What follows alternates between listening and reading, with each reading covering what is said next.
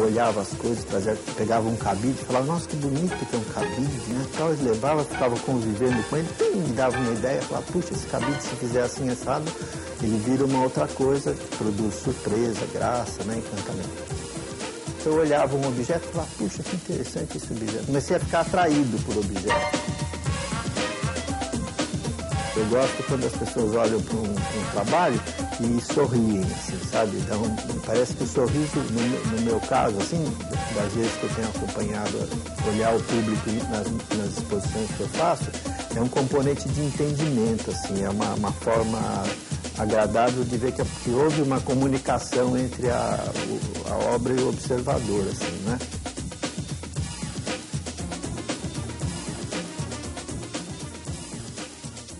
Vi na Bahia um oratório, em um hotel 5 estrelas, assim, um oratório assim, colonial, e dentro do oratório tinha um telefone.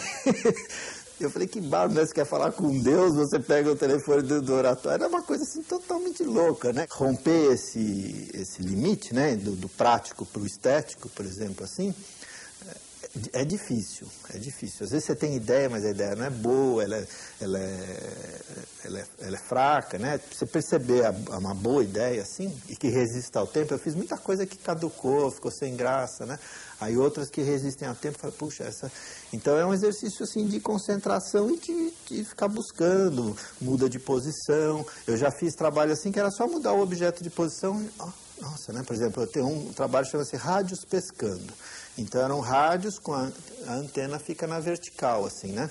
Aí eu peguei essa antena na vertical, virei o rádio e ela ficou na horizontal. Então parecia uma vara de pescar. Então foi só uma mudança, não precisei pintar, desmontar, nada. Foi só a mudança da posição do objeto e pus uma linha.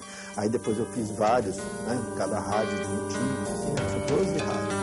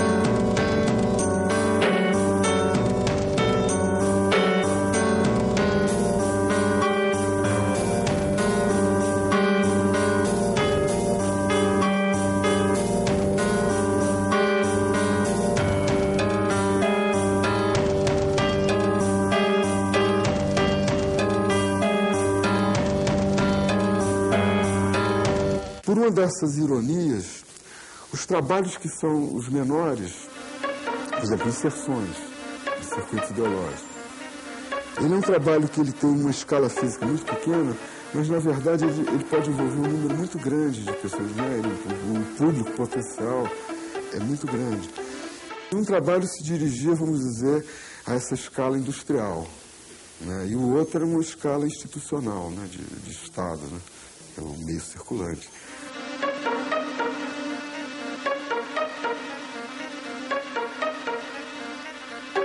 O projeto do Cédula é o trabalho que se beneficia assim, de uma eficiência, de uma eficácia, né? Bem maior do que a gravação de mensagens em garrafas de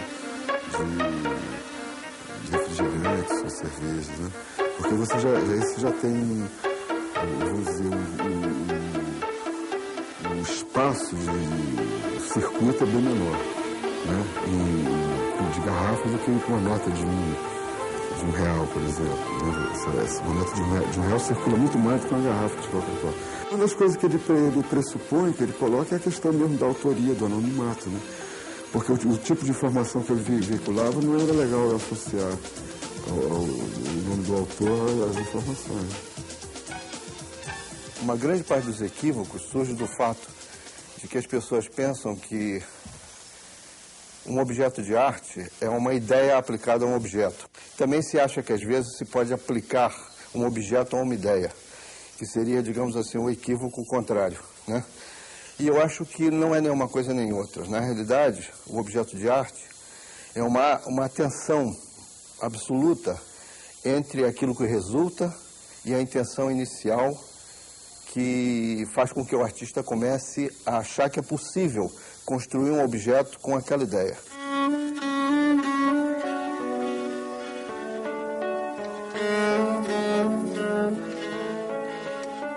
Eu acho que o temperamento do artista e as ideias que ele tem são absolutamente a mesma coisa.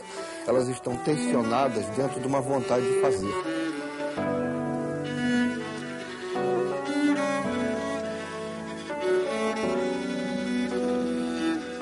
O objeto de arte bem-sucedido, do meu ponto de vista, é o objeto que transcende o autor.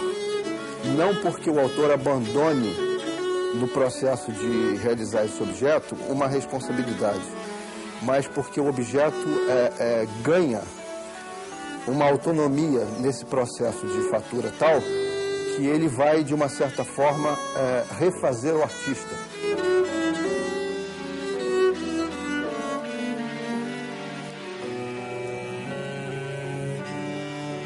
Um objeto sempre será, de uma certa forma, ou uma pintura, se nós considerarmos que uma pintura também é um objeto, né? Sempre será um objeto conceitual nesse sentido. Isto é, ele sempre terá sido concebido, né? Mas essa consciência não nasceu somente na arte conceitual. Ela nasceu na arte sempre.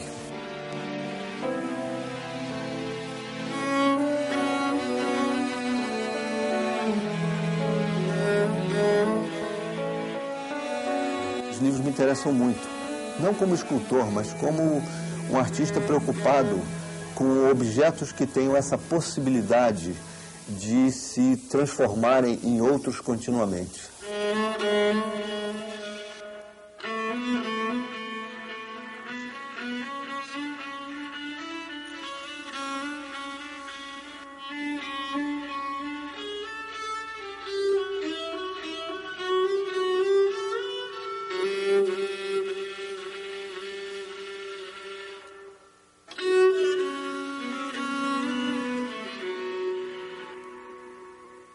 Os objetos,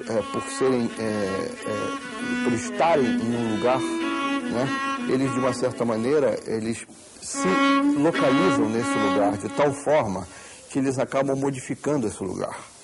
Eu costumo até, às vezes, pensar que os meus objetos são exatamente do tamanho do espaço que eles ocupam, né?